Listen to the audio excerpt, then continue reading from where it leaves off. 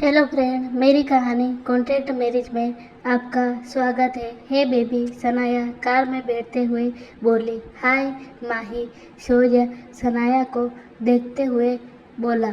माही, मैं माही नहीं सनाया हूँ। सनाया शौर्य की तरफ गुस्से से देखते हुए जोर से बोली। शौर्य को एहसास हुआ कि उसने ये क्या बोल दिया है।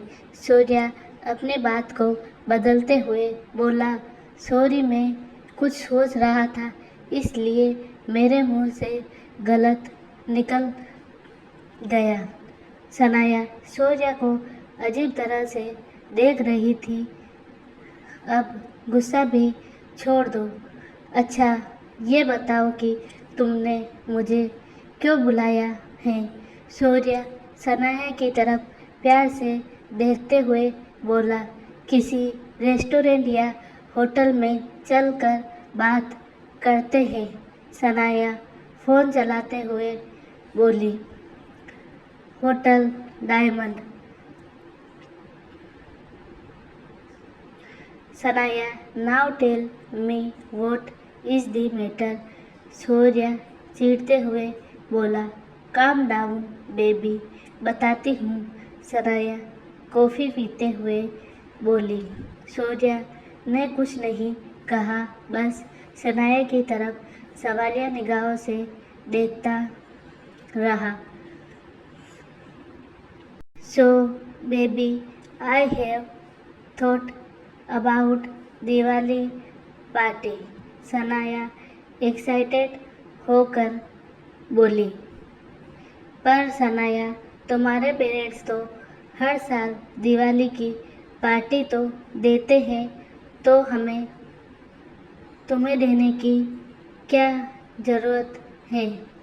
यस बेबी, आई नो, पर तुम्हें पता है ना कि इस साल तुम्हारी शादी उस माही से हुई है और हमारे सभी फ्रेंड्स को लगता है कि तुम उस माही से प्यार करते थे, इसलिए उससे तुमने शादी की है।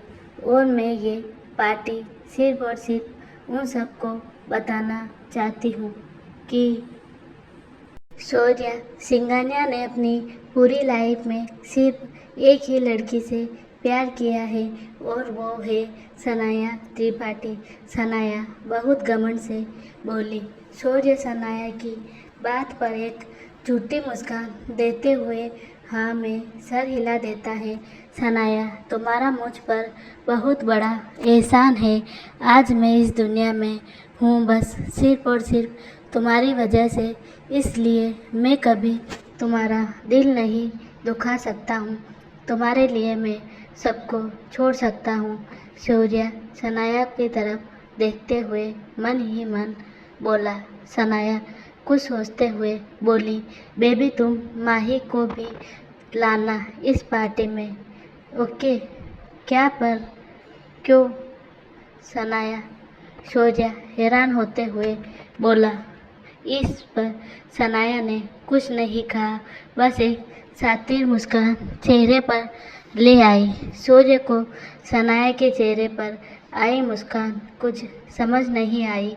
उसको पता था कि उसके पूछने के बाद भी सनाया उसे कुछ नहीं बताएगी, पर उसको लगा माही उसकी बहन है और शायद वो माही के साथ दिवाली मनाना चाहती होगी।